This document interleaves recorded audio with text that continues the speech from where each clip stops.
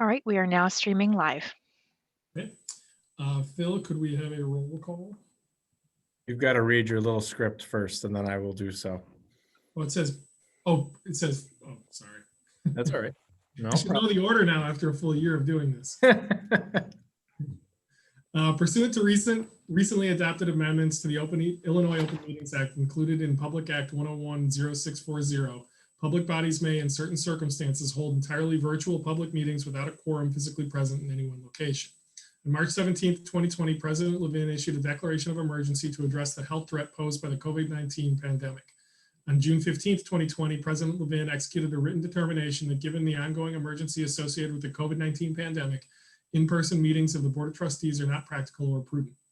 On March 5th, 2021, Governor Pritzker issued his most recent disaster proclamation and Executive Order 2021-05 that declared in-person attendance at public meetings of more than 10 people at the regular public meeting location to be infeasible. In accordance with the above actions, in-person meetings of the Finance Committee are not practical or prudent at this time and until further notice. This meeting is being conducted virtually with members participating through the Zoom webinar platform. Village Manager Crawley is present in the Village Hall as required by the Open Meetings Act. Now can we have a full roll call? Absolutely. Trustee Vree. Here. Trustee Miller. Trustee Rubin. Here. We have a quorum. I'll also note for the record that Trustee Hallwax is in attendance as well. In accordance with the supplemental rule the board approved on April 16th, 2020, here's how public comment will be taken at this meeting. The email address and telephone number designated for public comment for this meeting were published with the meeting agenda. In a moment, I will ask Assistant to the Village Manager, Jordan Lester, to read the public comments that were submitted prior to the meeting. If anyone would like to submit a public comment during the meeting, please email your comment to glencoemeeting@villageofglencoe.org. Comments submitted during the meeting may be read at the end of the meeting. Written comments should be limited to 400 words. Assistant to the Village Manager, Lester, can you please read the public comments, if there are any? Trustee Vree, we did not receive any public comment this evening. Okay, thank you. Can I have a motion to approve the minutes from our last meeting from February 16th? So moved.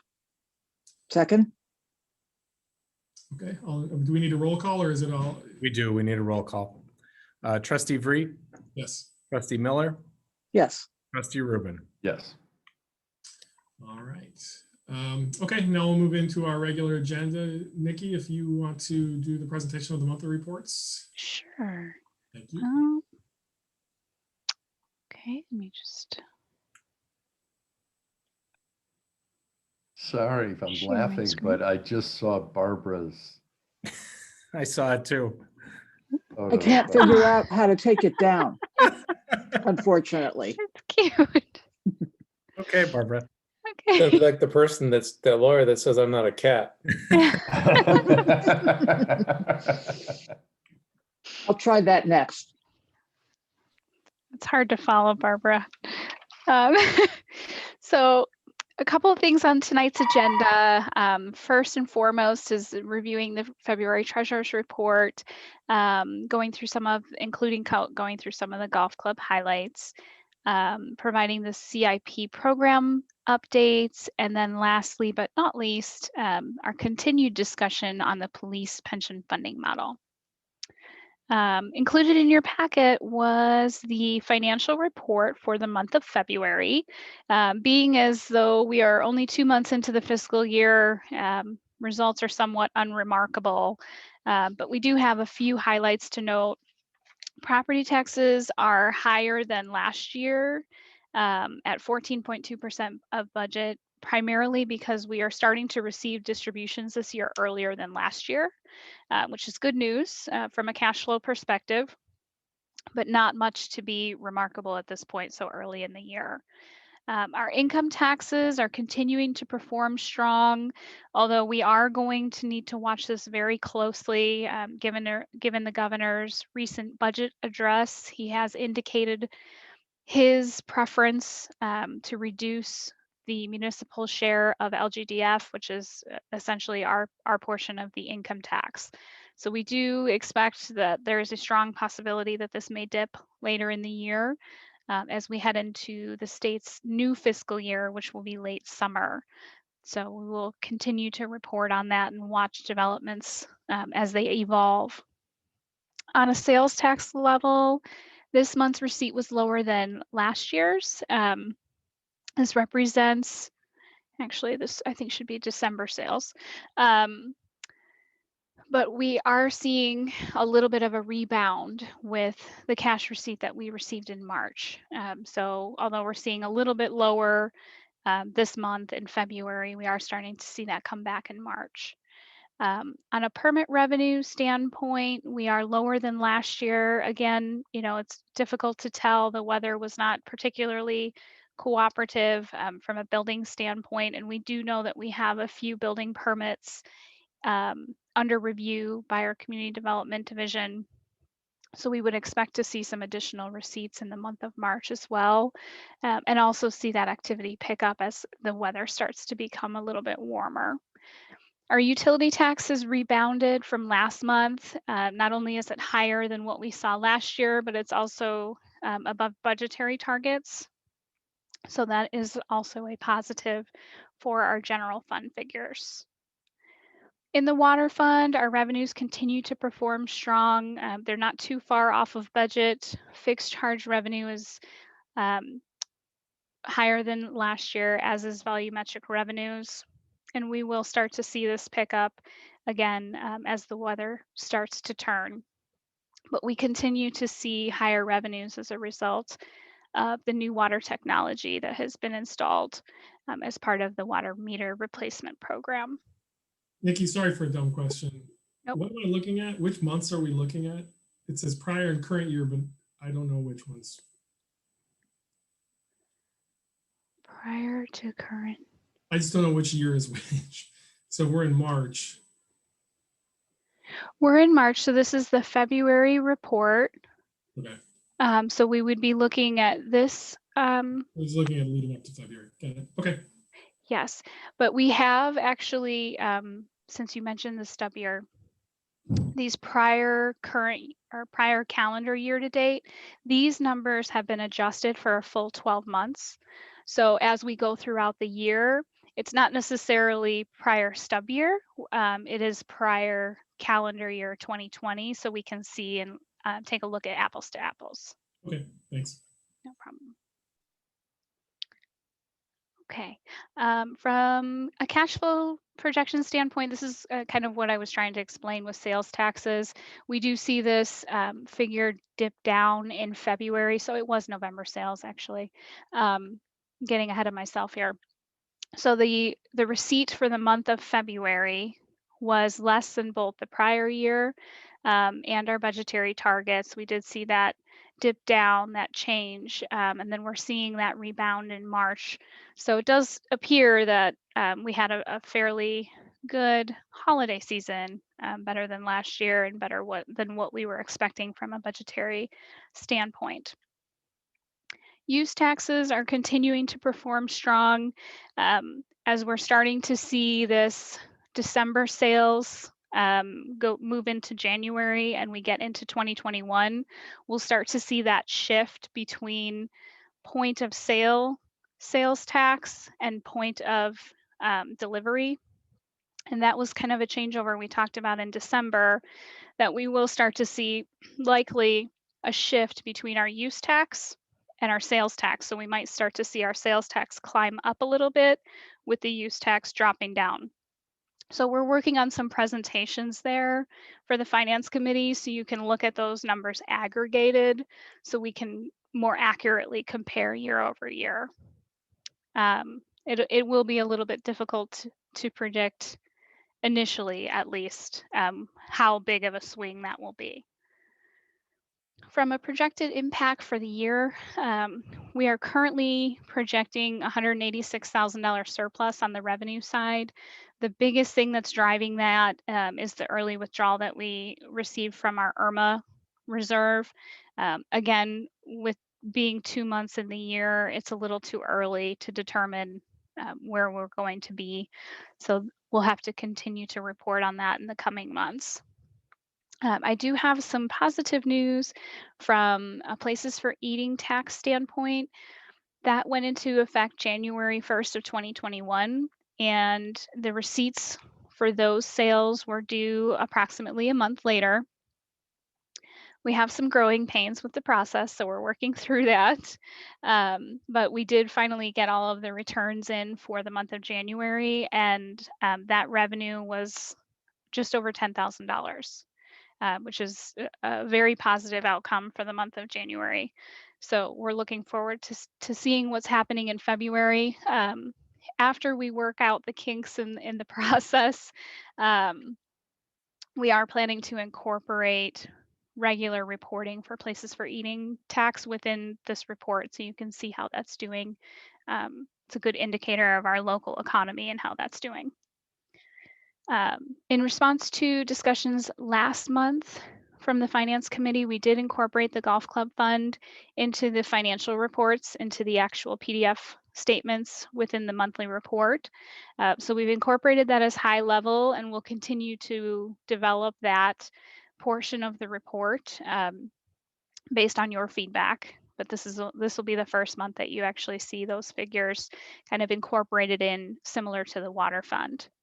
And also just a quick note, coming soon, this has been all over the news, so I'm sure you've heard about it, that there is local support for municipalities included in the recently passed American Rescue Plan. There are very, very preliminary numbers that have been distributed amongst municipalities indicating what they might expect in terms of distributions. And what we're hearing is that those distributions will be sent out through the Illinois Comptroller's Office in 2 installments. And we're expecting to receive half of it this year. We could see as much as $550,000 this year. There are a number of things that we can spend those funds on, including reimbursements for expenses related to the COVID-19 pandemic. But there's also an allotment in the bill that would allow us to make necessary investments in water or sewer infrastructure. So that may be an option that we discuss with the committee in the future. So again, these numbers can change. This is very preliminary, and we're still working out the calculations of what the Village of Glencoe will be eligible for. But as soon as we know that number for certain, we will absolutely share that with the committee. And do we know how limited we will be and what we can actually use the money on? So what they're saying is a few of the items that you can spend the money on, any expenses that you've incurred to respond to a public health emergency with respect to COVID-19. So any of the PPE that we've received or any other additional expenses related to that response. Now, we can't get reimbursed twice, so we wouldn't be able to get reimbursed for anything that we've already received monies from FEMA or through the CARES Act funding. Also, let's see, the any time for workers that were responding to COVID-19 public health emergency. There is a provision for a reduction in revenue. So any of the revenue drops that we saw, we can also reimburse ourselves for that. And then the last thing is investments in water and sewer infrastructure. Now, in terms of how restricted that infrastructure improvement is, we don't have any details on that yet. The good thing about that, Trustee Vree, is that previous iterations of the American Rescue Plan Act did not include any provision for the use on public utilities. And so that's a welcome addition for us. Obviously, we have a number of needs, and it very well may be that those resources could be allocated toward that. But once we have clarity on the total quantity of dollars to be received, we'll be discussing that with you all. Okay, sounds good. Okay, are there any other questions on the treasurer's report? First, part 1. Okay, moving on, I'm going to hand it over to Stella for the golf club financial update.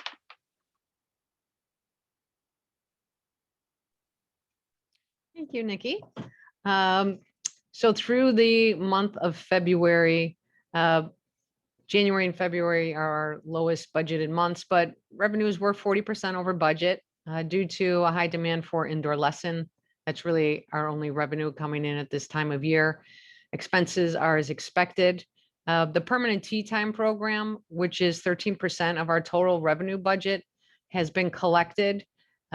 We're at about $220,000 that has been collected of a budget of 230. We're still looking to fill that gap with a couple of new foursomes, but all of the ideal tea times have been taken up for the year. We lost 20 golfers this year to Sunset Valley Golf Course. So that was a big gap to fill. So we did close it quite a bit, but we're looking to fill it with 2 more foursomes. Most happy to announce that a la carte catering will be joining us at the Glencoe Golf Club this year as our food and beverage provider. A la carte catering has been on the North Shore for over 30 years. And most recently, they have moved to Wilmette Golf Club, where they've been operating for the past 3 years. It is a gourmet catering company, but they offer golf fare in a really great menu for us. I think you'll all enjoy it. They will start April 1st with us. And I hope everyone can come out and see how great their food is and spread the word to your neighbors, etc. You know, we have the beautiful deck, safe outdoor dining, and we hope to bring them in some additional business not related to golf. They will be signing a 2-year agreement to be with us as our food and beverage provider. So we're very excited about that. Friends of the Glencoe Golf Club is going very well. We have another board meeting planned for this Friday. This is going to be our second training for our board members. Our consultant from Campbell and Company is going to be doing a presentation on the art of the ask. So this is a training to help our board members understand the best way to procure donations for the project. So we're looking forward to getting our training done. And actually in April, we will have a list review of our top prospects and begin the process. So we're looking forward to that. And despite what the weather is, we are opening on Friday. The driving range will be open and the golf course. So once we open, we stay open. We will not close again. If you have not looked at the forecast, Friday and Saturday aren't great, but Sunday, we already have 180 people booked. So we are seeing the demand, at least for now, returning to golf as we had it last year, and we hope that that continues. And that is my report. Are there any questions? Thank you, Stella. You're welcome. Okay, moving on to the next item. I will hand it over to Denise for our CIP update. Thank you, Nikki, and good evening, everyone. There's one little update here on the downtown sidewalk paver restoration. On Thursday's evening's agenda for your consideration is year 4 of the downtown sidewalk restoration project. This is year 4 of the 5-year program. For your consideration will be a 1-year contract extension with A1 contractors in a total amount of $120,000. So that's the only update here for March. Moving on to the next slide. This is pretty much very similar to what you've seen at the last couple of finance committee meetings. The only item that we have shifted by a month is the second phase of the downtown gateway and wayfinding signage that will be coming to the board's consideration in May. That concludes my report. Happy to answer any questions you may have. Are there any questions? Okay, moving on. Thank you, Denise. Okay, the last item on our agenda is review and discussion of the public safety pension funding model. So I'm sure you will remember that this is a continuation of our meeting last month of the pension model that was created by Foster & Foster, and Jason Franken, my apologies, and Heidi Andorfer are here to go through our follow-up discussion. Just a quick few notes of how we got here. Ultimately, the goal of creating this pension funding model is to create a final formal funding policy, something that we can put into place, into writing, that we will set and hopefully forget for a couple years at least, to start to see the impact of the changes that we're making. And the primary driver of what brought us here today was the village's most recent credit rating with S&P Global Ratings, which indicated the lack of a formal funding policy as a credit weakness, not because the village is not funding its pensions, but more so they would like to see a formal written policy to try and stabilize those contributions, particularly as a percentage of the budget. Okay, so as a follow-up from last month's meeting, some of the things that we had talked about, the consensus of the committee was to consider opening up the amortization period and moving away from the closed amortization period that we have today, in a phased methodology, really to try and minimize some of those sharp increases that we saw within the model. And then the other item was a phased decrease in that payroll growth assumption. And we also talked about doing that over several years. This is hopefully in an effort to stabilize some of the short-term increases. We really start to see that some large increases in the past few years. So we're hoping to kind of try and smooth that out over time. And also the other item that we heard from the committee was to try and balance costs between our current and future taxpayers as well. So we took all of that into consideration. And at this point, I will hand it over to Jason and Heidi to go over our updated model.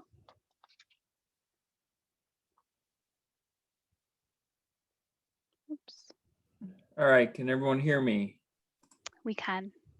Okay, I'm going to share my screen now. All right, just a little refresher. If you recall, what you're looking at now is sort of the current trajectory of your of the village contribution. You'll see, we're currently at a contribution of about $2.5 million. It's designed to increase, the amortization piece is designed to increase by 3.5% per year. So that leads to the pension ramp, as it's often called. And so that leads to, fairly significant increases over the next 20 years. We go from a $2.5 million contribution today to about $4.6 million in 2040 before we reach our 100% target. And then after that, the contribution requirement falls sharply, since we no longer have any unfunded liability. We're just paying the normal cost, which is the current cost for the active employees. When we talked last time, we did look at going to an open amortization period. So rather than amortizing to a specific point in time, to always amortize the unfunded liability over a 15-year period. And you'll see that flattens out future contributions significantly, but the committee didn't like this increase, about a $500,000 increase that would go into effect immediately, because you've just shortened your amortization period from 20 to 15 years. And our assignment after that last meeting was, well, what happens if we phase in that increase? And so we went back and we added the open phase, the open amortization phase to, from where we are today at 20 years down to 15 years, and we're going to go down 1 year at a time. And so as you'll notice, the blue line sort of disappears in the first 5 years, and that's because there's no difference. The red line and blue line are the same, because we're phasing in that contribution requirement. Or sorry, we're phasing in the lowering of the amortization period. So the amortization period is the same until we reach, until we reach 2026. And then there's a difference. We're no longer shortening our amortization period. We're keeping it at 15 years. So you'll see that, that we get back to that same contribution requirement that is fairly flat and predictable. I think just one thing that's sort of interesting is, we're currently about $2.6 million. If we were to make this change overnight, we are going to about $3,050,000. So there was almost a $500,000 increase in our contribution that was happening overnight. But when we phase it in, you'll notice that we really end up with that same increase. Your contribution is going to increase from about $500,000 where it is from where it is today, from about just over 2.5 million to just over 3 million. The difference is that you're phasing in that $500,000 increase over a 5-year period rather than taking it immediately. And if you just focus on the blue line for a second, you'll notice that it's slightly lower when we do not phase in the change. And that makes sense. We're putting more money in today. And so you're getting the benefits of those investment income, of that investment income sooner. So by phasing it in, you do accomplish the same, you have the same outcome of a more flat, predictable contribution pattern, but it is, the ultimate contributions are a little bit higher under that approach, just because you're phasing it in, and so you have lower contributions for the next 5 years. So are there any questions on that before I move on to the payroll growth assumption? One quick question. So the red line with the big drop looks at 100% funded versus the blue line, which I think goes to 90% funded. Yes. That a bit So the difference is that in the red line, we have a sort of a black and white target of 100% by 2040. And when we do that, and our amortization periods keeps getting shorter and shorter, we are going to get to that 100%. The open amortization really doesn't, we're really funding on an ongoing basis. So we're not reaching the target by any specific date, but we are, we're always amortizing everything over 15 years.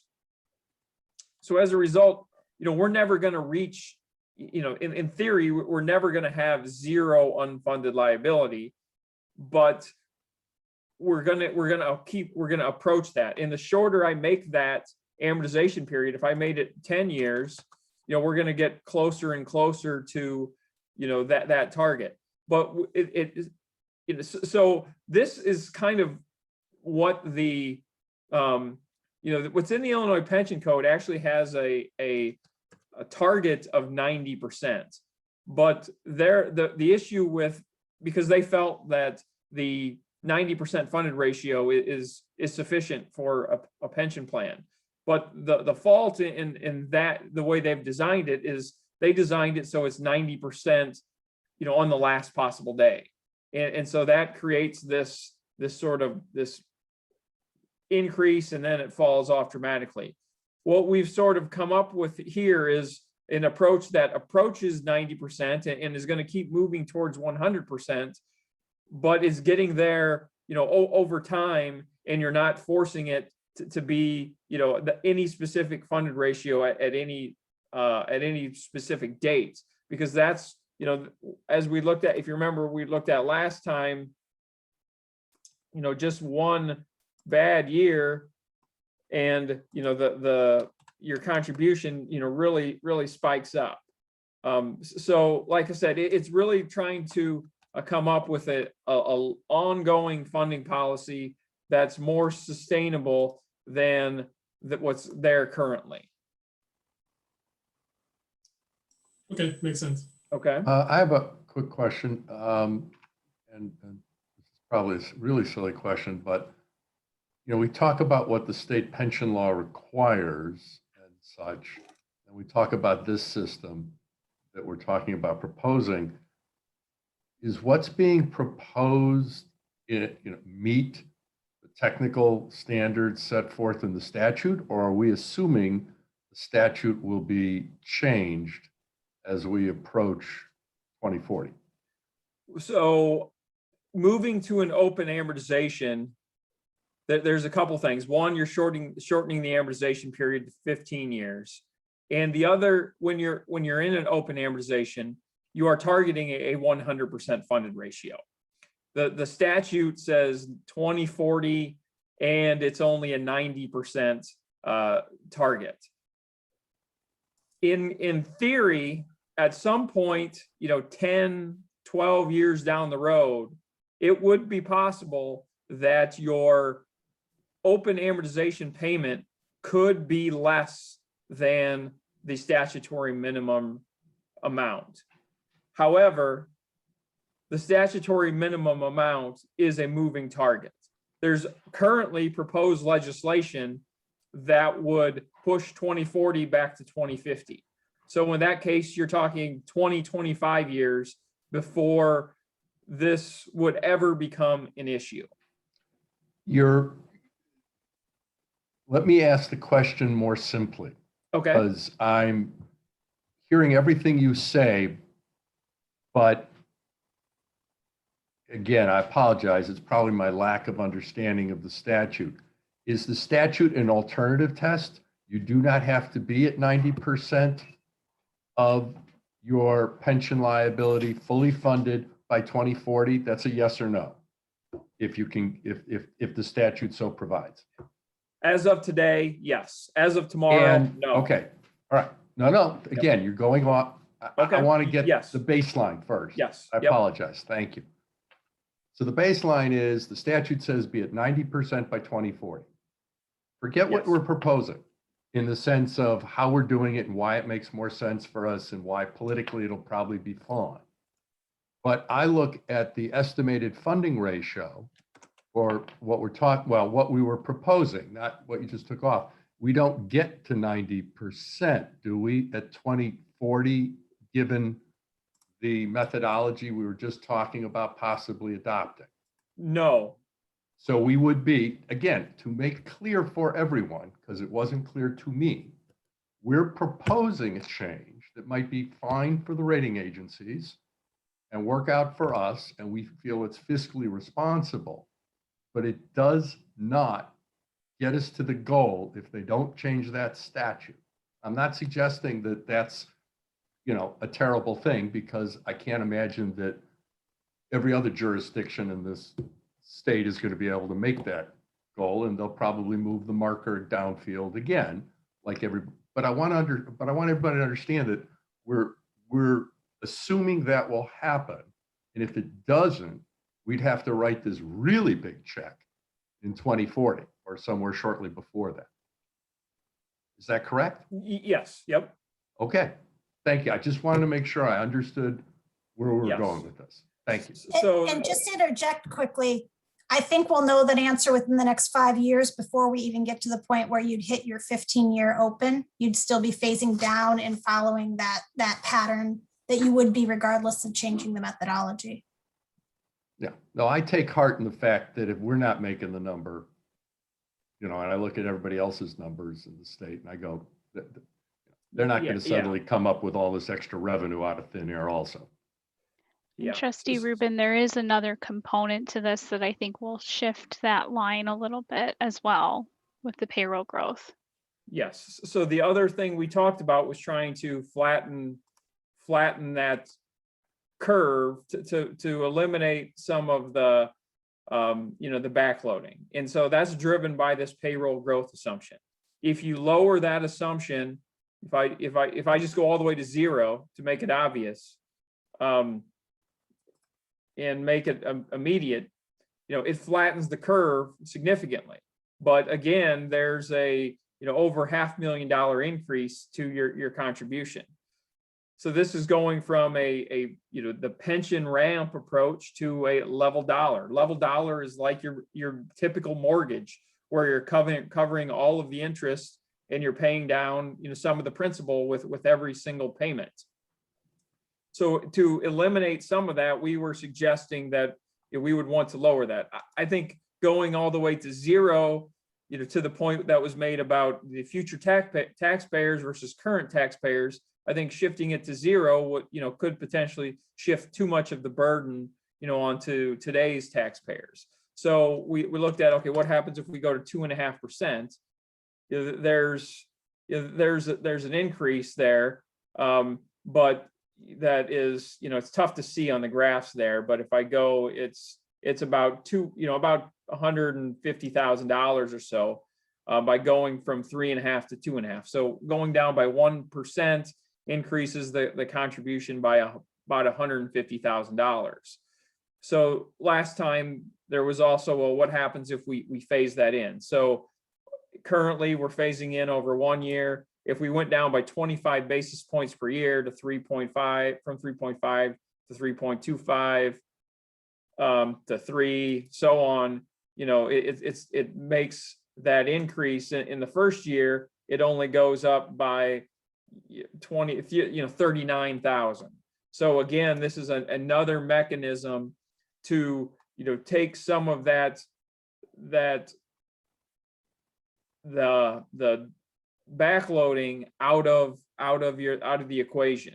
And the lower you make that assumption, if we made it 2% instead, well, you'll see that there's more increases up front, and that saves you money on the back end. So again, we've put in the phased approach. If we looked at them in combo let's just go down to start at 2.5%. If we lower our payroll growth assumption from 3.5 to 2.5% over a 4-year period, and then we phase in the open amortization, you'll see that in the next 5 years, our line is a little bit higher because we've lowered our payroll growth assumption, but it's not, it's about 130.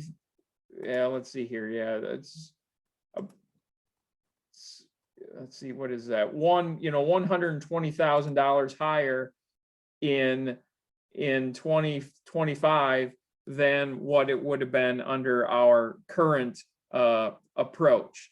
So you end up with slightly higher contributions, but again, that saves you money on the back end, and you'll see that now our funded ratio is getting, it's approaching 92% by the end versus 90%. Again, that's really driven by having more contributions made to the plan earlier, and they're not, like I said, $120,000 for a few years is really, buying you, 2% higher funded ratio in the long term. So this gives you, I think this shows you what you were looking for, is a transition from where you are today to this new approach without having that sharp increase immediately. Keep in mind, though, that over the 5-year period, you still are looking at a $500,000, $600,000, $700,000 increase in your contribution from where it is today. But rather than doing it in one big chunk, you're doing it in 5 smaller chunks. Does that make sense to everybody? Is the, let me back up. If you knew your assumptions were going to be absolutely perfect, right? You'd get exactly the returns and all the rest of that. You wouldn't aim for a curved line in that top graph or a zigzag line. You'd aim for a flat line, but for the fact that we'd want to, try to curve upwards and get there, and then try to hit, get to a point where we plateau with a flat line. Is the benefit effectively of throwing a bit more in a little faster up front, having a steeper upward curve, if you will, up front, to provide us for downside coverage in case our assumptions are too good and and we don't meet them. And so instead of being at 92, maybe we wind up at 90, but we're still doing fine without having to come way out of pocket. Yes, so if we just look at, I'm going to go to the table, and there's a lot of numbers here, and so they're probably tough to read. I'll make them as big as I can here. You know, one of the things here is if you look at the unfunded liability, this is where we are to the right side is where we are under a current approach. The left side is the alternate. You'll see that you start paying down your unfunded liability, you know, a little more than under your current approach. And so that little bit more that you're paying up front does reduce your unfunded liability slightly. And so that does give you more cushion. You know, so this is really, you know, it's debt, right? And the more debt that you can get rid of, the less interest costs you're having to pay. And so that's really the, you know, I think one of the primary goals is to eliminate the unfunded liability and not to let it grow over time. And that's really what those additional contributions up front do is reduce your unfunded liability, and it provides you more flexibility in the future. Thank you.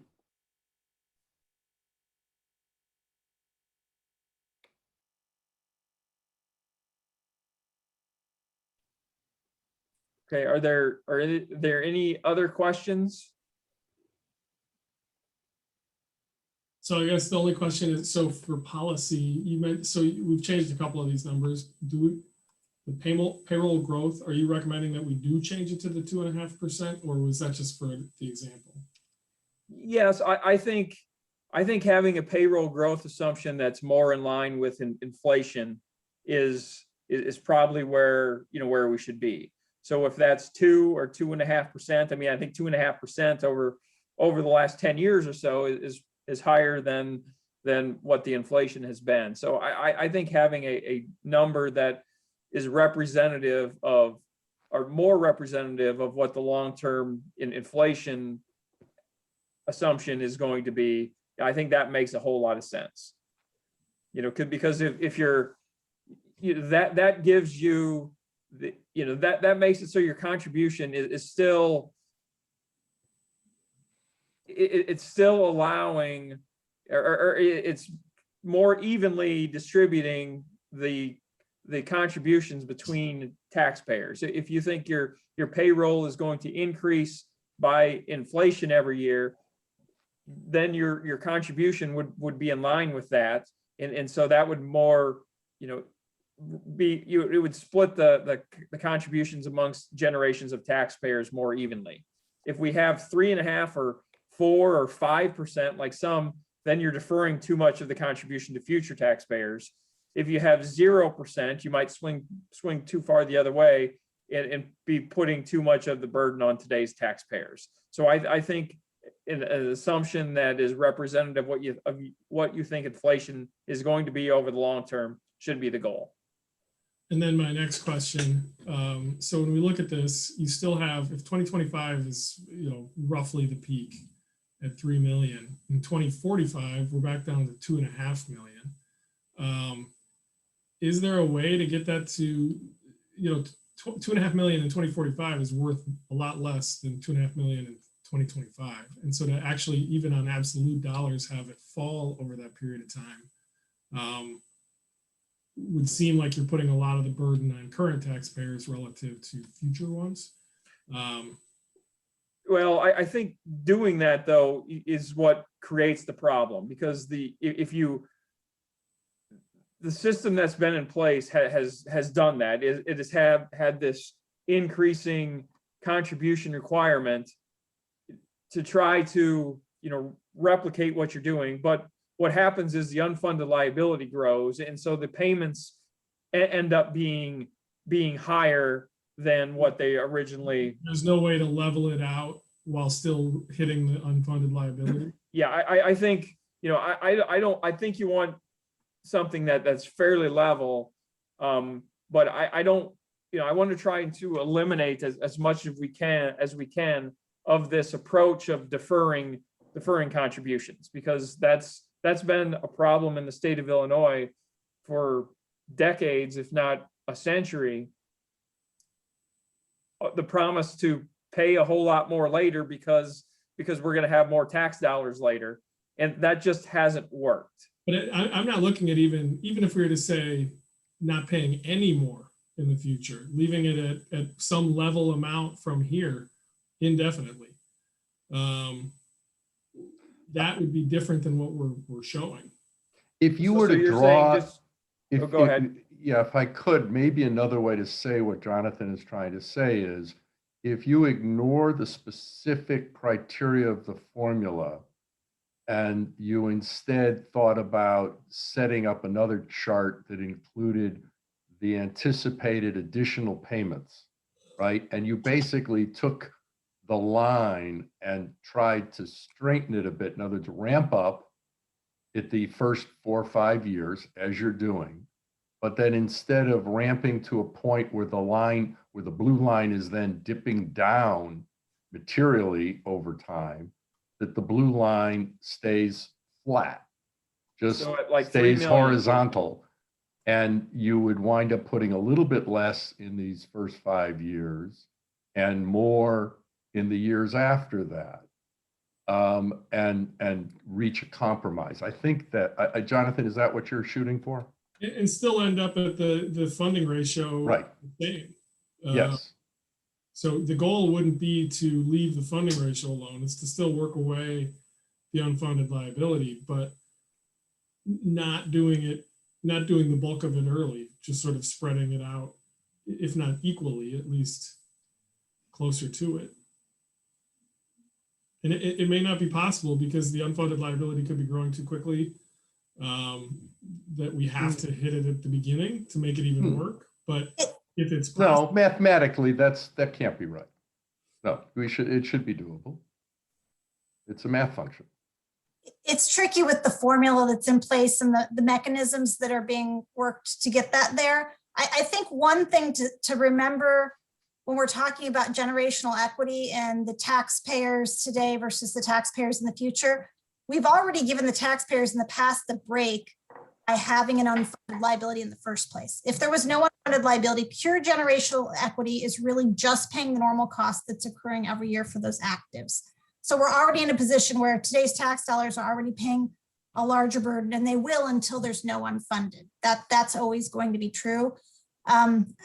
Understanding what you want to do, I could see getting that mechanism to work perhaps by putting in a floor contribution and saying, well, once you get to this point, maybe you start paying a flat amount and see how long that's sustainable for. I mean, keep in mind, there's a lot of volatility baked into this. The further out in the future you get, we don't know what will be happening at that point. I totally agree that, this isn't the future people's, past people benefited, future are hurt. And the point is just more that because of that, we're sort of putting it on the next 5 years, the bulk of the fix, as opposed to spreading it. Jason mentioned sort of moving up over a 5-year period to the $500,000 increase. So each year it's going up by roughly 100 grand. If we could do it by 50 grand per year, but you do it over a 10-year period, would it get us to the same place while leaving these payments a little bit more level where they never really fall as they do now? Not even looking necessarily to have them rise, but just so it's not falling. Where people in the future are paying less than they are for the next 5 years, than the people are for the next 5 years. Jason, I don't know if I don't know if I would recommend this, but what if we change the graph to be a 20-year open? I think it'll look more like what you're suggesting. Yeah.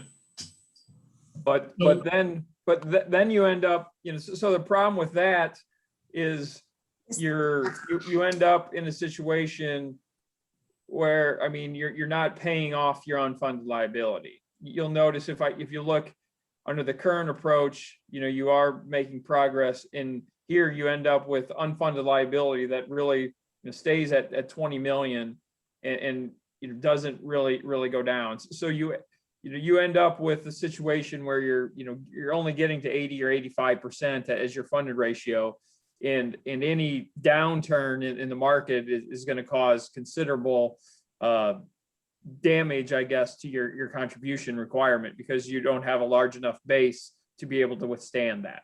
And there's no way to get to 90 using this similar, taking the graph from the top, but bumping up the graph from the bottom. Well, if one way to do it is if you lower your payroll growth assumption more, but then you have this issue here again, where you still have those increases over the first 5 years. Again, there's something else that we haven't talked about, and it's once you kind of fiddle with this, going back to the 15-year versus the 20. You guys have convinced me it should be 15 open. But that said, if we were starting from scratch and we did not bother with any of this formula, and we just came to you all and said, hey, here's what's going on, here's our plan, here's what we owe. How do we do what we're trying to do? Let's bump our number up on a reasonable basis till we get to a number where we plateau so that we hit 90 or 92% within a rational period of time. I'm pretty sure you guys could come back and say, these are the contributions, how does this line look? So that you don't have payments of $500,000 or $600,000 a year and then if you net present value those in terms of what the dollars are worth, really paying much more early in order to pay much less later, and try to sort of have an increasing amount and then ultimately flattening. I think some of the discussion is stuck around the limits of these parameters, but you have this extra one over here that just said, oh, what's your annual additional contribution amount? And you can change that every year, which you guys could just tell us, okay, it won't be the same every year necessarily. It'll be X dollars. And let's see what that does. I'm just saying, mathematically, I'm trying to figure out why we can't rise this blue line in the top graph and then get flat, as opposed to the relatively significant dip that we're projecting. Well, you could, I think you could follow that blue line, and then once you get to $3 million, you just keep it at $3 million, your contribution. And even though it's less, the contribution would be less, your funded ratio would be going higher. You'd be able to have significant, you would be able to withstand significant downturns down the road. But the level that you need for it to be flat, to make it work, is considerably higher than where your contribution is today. So I think understood. Okay. Understood. Yeah. And I'm not saying put in enough so that you have a flat line after tomorrow. I am saying ramp up to a point where it's a flatter line. Yeah, and then, as Heidi said, you could put in a floor and say, okay, we're going to contribute this number. In the first year, it's $3,050,000, and then we're going to, a couple of years down the road, it's $2,866,000, and you could. No, I don't think we need to. The floor isn't the objective. Yeah, you're going the wrong way. Yeah. You're going the wrong way. What we're trying to say is, why, if I didn't put in 3.1 million or 3 million at 2025, whatever that number is, and I was doing a little bit less than that, not a lot less, but a little bit less, then clearly I wouldn't be ramping down, in 2030. I would still have to be putting more in order to continue to catch up to my 90%. I'm saying it just tugging out the rapid rise, the roller coaster rise at the beginning a little bit, and then suffering a higher contribution in the future as a result, slightly, but a flatter line. So it doesn't drop It's not the drop. I Like I mean, want to get to 110% of funding. That's not where I'm going. so are you, so one thing I don't think we can be below the red line. I think the red line is the absolute minimum that you want to be, at least in the first 5 years. But then it's how long do we have to stay on the red line? I mean, if you were to go up to 2.8 million and stay there for 10 years versus 2.8 for 1 year, 2.9 the next, and 3 million thereafter, and then it starts to fall. I think it's just how long do we have to stay along the red line till we can make it flatter, and not, because right now, if you look, 2045 is the same as it is today without making any adjustments in this, you know, in the blue line. So I think that it's not to we know we need to increase it. The question is, you know, how long can we spread out the increases versus now, like doing it in 5 years? And obviously we're basing this all on expectations and estimates, but these estimates drive what we actually have to use for dollars. And so it just puts the burden on the next several, it really puts the burden on whoever's paying tax in 2025 versus whoever pays tax in 2045. So it was more just how do you make it so both are closer to the same? Well, I don't think you're going to be able to say, well, we're going to put in 2.8 million or each year, because there's no, explaining that to the rating agencies is you're trying to get, if you want credit for some of this, there has to be some sort of basis for it. And just trying to come up with, okay, we're going to put in 2.8 million this year. You know, there's really no logic behind that, and it seems like that could change easily.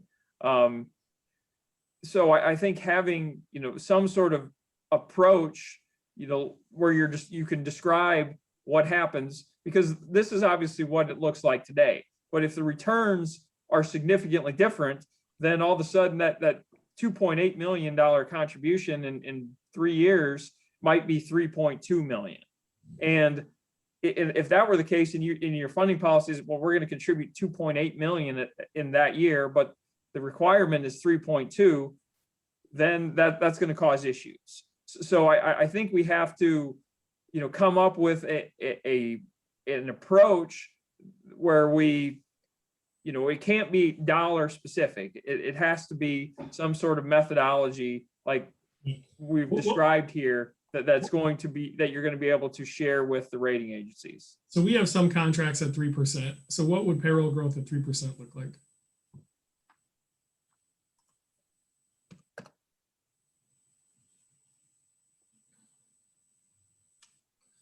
I will note though that just having salary increases at 3%, that's the payroll often increases at a rate lower than that. And the reason I say that is because everybody could get 3% increases, and you have the highest paid people retire, they're being replaced by lower paid people. And so there's a disconnect between the increases that are provided to the individual members and how the payroll for the entire department increases. It's usually less than that. So having a contract that provides 3% increases to the individual salaries does not necessarily justify that same assumption on the payroll growth side. The problem is that we can't seem to get to the projection in what we're contributing in dollars versus this model. And so if, you know, a 3% contract is what we've got, and that's one of the numbers that we can try to use to create a model that looks a little closer to what we'd like to see. Sure. That's the only reason I asked. The only thing I'd add to that, Trustee Vree, though, is that the contracts that we have in place are very, very short term. Don't worry about it. The point isn't the contract. It's just trying to find a way to, don't worry about it. Yeah. If I could just jump in really quickly. The other thing that Jason or Heidi, maybe you can speak to is, and I think you were going here earlier, is we're also chasing an unfunded liability that's growing. So I know we had talked a couple meetings ago about the concept of negative amortization, that, you know, the payments that we're making today aren't covering enough to start paying down that unfunded liability. So as we start to decrease the contributions today, we're really kind of pushing that out. And it gets harder to level out those payments when you're making payments that We're don't not trying to cover that. we're not at all trying to decrease payments today. Okay. That's not at all the goal. The goal is to Right. not try to make them increase so quickly over 5 years. And I- Somewhere I- We know they're mathematically, going up. We're Yeah. not talking about reducing. We're talking just about spreading out the increase over a longer period of time. So it's not 100,000 per year, it's 50,000 per year, or some number lower than 100.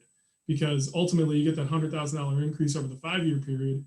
Then over the following 10, it's falling by 50,000 a year. Right. And so that's what we're trying to get rid of, not trying to reduce anything right now. yeah, we're trying to keep the estimated funding ratio line almost where it is, but instead it would be a bit lower where you had it before, the estimated funding line where it's exactly following along with The 20-year what's going on, and it would be a little lower at the beginning, but it would just have a slightly steeper curve.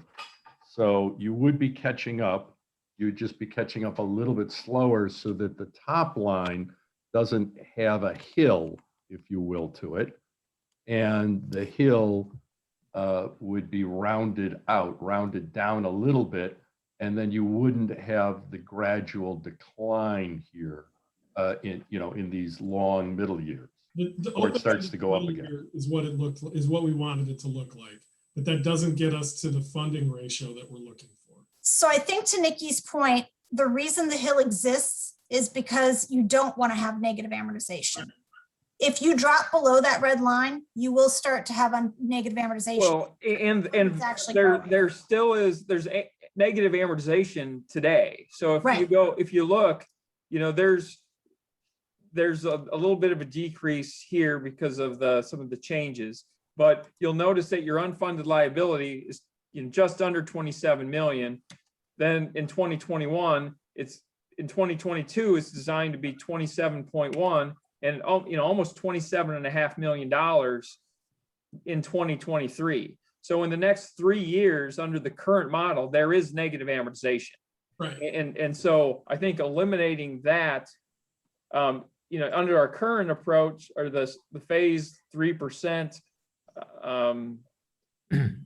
our payroll growth, you have cut out some of the negative amortization, but it's still not completely gone.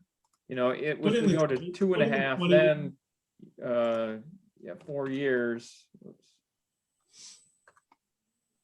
So the line below, I'm looking at the estimated funded ratio, right? Yep.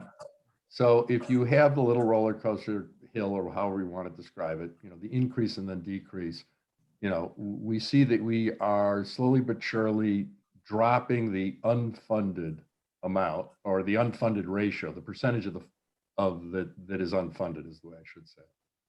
Not dollar amounts, but the percentage unfunded goes down continually. And the question so no one's suggesting that we drop below an amount above what we're doing now that would start to knock down the unfunded ratio. And you're saying that you're somehow that if you don't have what's going on in the top in the first 5 years, you will increase the unfunded ratio no matter what, even though you're increasing your dollar amounts? Yes. I'm not following that. This is the funded ratio. It's not the unfunded ratio. So your funded ratio currently is 50. I know. Okay. No, I know we're not 100. I know we're not approaching 100% unfunded. I'm saying the unfunded ratio is going down over time. Is that correct? So actually, these are two different things. The estimated funded ratio is the assets to the liabilities at any given point in time. That difference, even if the funded ratio is improving, that difference could still be growing. And that's what we're trying to eliminate. The idea that liabilities minus assets are getting bigger, the delta. So you could be closing the gap on the funded ratio, but your mortgage is growing. Okay, I understand. If we had 10 times the size, Yes. you'd, yeah, I get that, but we're still not trying to get to 100%. We're trying to manage to 90, and then that's creeping upward. So that dollar amount could still be growing. So just so it's clear, we're not trying to manage to 90. We're not managing, we're making a payment on the entire unfunded liability. So we're making a payment on our debt, but we're not getting, we're not trying to get to a 90% funded ratio or 100% funded ratio. We're trying to eliminate the unfunded liability is what it comes down to in a more reasonable manner than what's happened in the past, where we have a huge pension ramp and our unfunded liability just grows and grows and grows as we continually kick the can down the road. Can you do me one more favor and just show me the 20-year and then look at the unfunded liability? And then we're going in circles. There's no point to keep doing this. Yeah, here's the unfunded liability over a 20-year. You are making payments. It is being paid down a little bit, but very little. And that's at 2.5. If I made it 3.5, we don't need to try and make it worse. Yeah. So I'm okay. Well, we're just going in circles at this point. So I guess I don't know what we do. I guess we just agree to do the 15-year and ramp it up quicker than we'd like to see ramped up. I'm not sure, because we're not making progress in terms of what we're saying versus what you guys are saying. So the other element to this, Chair Vree, is each year, dependent on the outcomes of the fund, this will change. Right. It is something we're going to have to look at annually. We're trying to get to a point where, to Jason's point, we're trying to put in sound funding policies that we can put into place for a few years to see if that makes a difference, to try and minimize what happens when we do see the market turn down. And also, I'm not getting the sense from the committee that you really want to put in less if the investments go gangbusters in a year. So I think our hope is to try and smooth that out regardless of what happens in the market and kind of minimize some of the fluctuations that we've seen in the past few years. But there is a lot of unknown of what's going to happen, over the next 10 to 15 years, and that will change this as well. Okay. Yeah, it's all targets. It's not exactly. So yeah, the 15-year, you can move it back to the 15-year. I think the disconnect is that as the actuaries, we're sitting here saying we don't want to see any negative amortization, and to accomplish what you're trying to accomplish with smoothing out those first 5 years will require negative amortization. Yeah, but we have negative amortization even with this. So, and the complex thing is you're bumping up against that 2040 mark as it exists today. I'm still on the. We wouldn't be saying even go off the red line. So if it's just shortening the amount of time that we stay on it, but that's fine.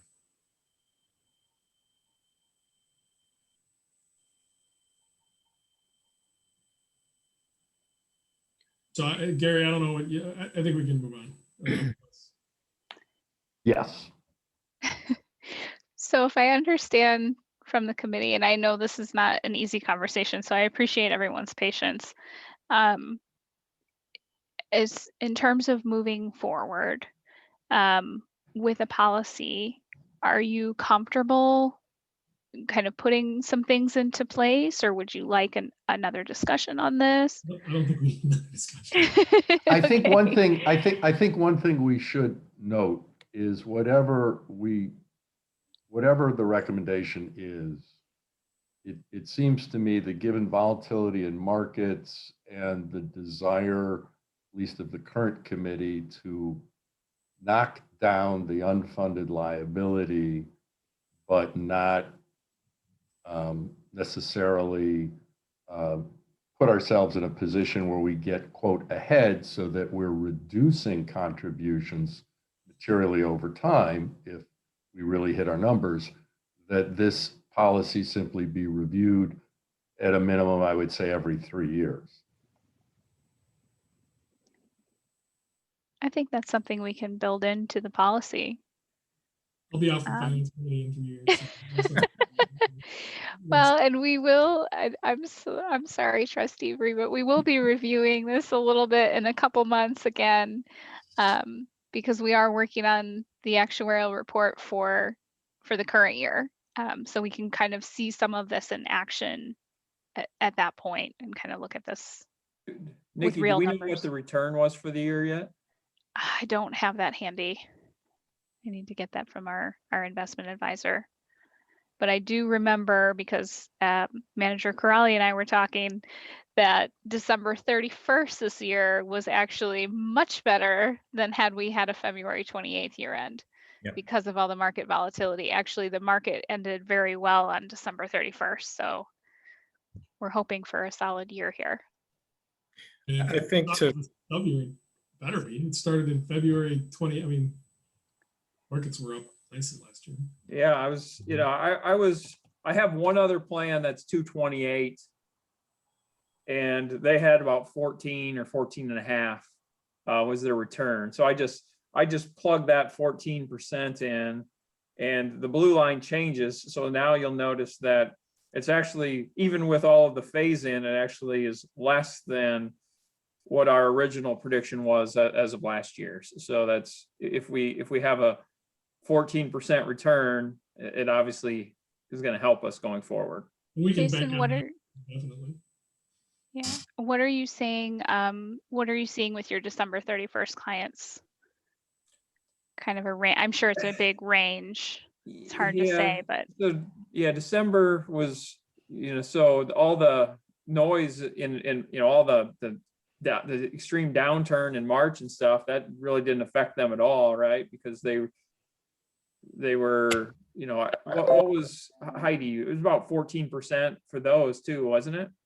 I mean, I haven't seen a ton, but I know we've sent a few reports out. Not to Yeah, digress too much, but aren't we think so. going from Feb 28 of 2020 to 12/31/2020? So we Yes. have. Oh, yeah. correct. This is the year of the change. This is Yes. the thing. Mhm. Yes. Oh, yeah, I forgot about that. Sorry. We should have a good year. It's a good thing. Yeah. Yes. Yeah. I think to circle back, what we will do at this point then is to, utilizing the conversation and the modeling that we've talked through tonight, and I agree, this is not easy stuff. As I'm sitting here trying to scratch notes to myself to make sure I'm figuring out there's a reason I wasn't a math major. We'll just say it that way. As we take back from tonight's discussion and try to insert it as a policy document for the board's consideration, I think to Trustee Rubin's point, this is something that we will want to take a kind of a stress test look at every 2 to 3, probably 3 years is a good number. I would suggest we build that into the policy, and that we have that articulated for future boards who are going to inherit policies in the future. To Trustee Vree's point, if we are on a 3-year cycle, he'll be gone. You don't have to argue at that point. We'll call you back for that meeting. We'll be able to So blame you can him be for part of it. any bad things that happen. But no, I mean, all kidding aside, the point of this discussion is to put something in place that has some duration, and has some ability for us to point to it as a plan moving forward with S&P and frankly, I think for our own budgetary planning purposes, aside from the ratings agencies. So that I think is an appropriate way forward, and I think we can do that with relative ease. I guess the question, Nikki, what we had talked about was ultimately this needs to be a policy that the board ratifies, the full village board ratifies. Do we need to bring that policy back to this body first for a recommendation? What I would suggest if we want to do that is that we put it on the April 13th Finance Committee agenda and the April 15th Village Board agenda. If the board, if the committee is not comfortable with it, we can always pull it from that April 15th agenda, but we can't add it. And I know this is something we are trying to tie up with a bow before we have to have a ratings call anytime in the relatively near future. So is the committee comfortable with that approach? From my perspective, if you added in what Gary requested, the 3-year review, absolutely. I mean, just do exactly what these guys are suggesting. And if we review it in 3 years and, you know, we have, since they're moving targets, it makes sense. So I think. Okay. So what we'll do is we'll work toward assembling that. We'll place it on the board's agenda on the 15th of April. We'll have it on your finance committee agenda just as kind of a review, and we'll go with that at that point. Great. Okay. I mean, we don't even have to have it on the finance committee agenda unless you really think. We may just do I'm it not- as a check-in if nothing else. So Yeah. if you're comfortable not having it, that's fine too. Maybe we'll see what. We've beaten it already. We're fine. The one thing we have not shown you is if it is in written form, but if you're comfortable with it going right to the village board, we can do that too, certainly. So. But I don't know about you, Gary, but I'm fine with it. Or Barbara. It's fine. It'll still be in the packet. We'll have a chance to review it in writing before the meeting. Okay. Understood. I don't want to put Jonathan through that again. Okay, I think we have our marching orders then. Understood for April. Okay. Thank you all for your feedback. This has been a really helpful conversation. I think that's all on the agenda, Chair Bree. Does anybody have anything else that they want to discuss? Thank you, Heidi and Jason. Yes, thank you very much. Appreciate your patience. Yeah. Trustee Bree, I think we lost Trustee Miller. I got a message from her that she had to step away. So she probably won't be able to vote to adjourn. It'll just have to be the two of you. All right. So unless Maybe the dog will blink twice if yes. And Jordan, I don't know if there were any comments. I doubt it from during the meeting. No, we did not receive any. Okay. Gary, motion to adjourn. So moved. Second. Trustee Bree, All in favor? Aye. Trustee Rubin, both acknowledge by voting aye that we are adjourned. All right. Thanks, guys. Thank you, everybody. This This Appreciate is it. a difficult subject for sure.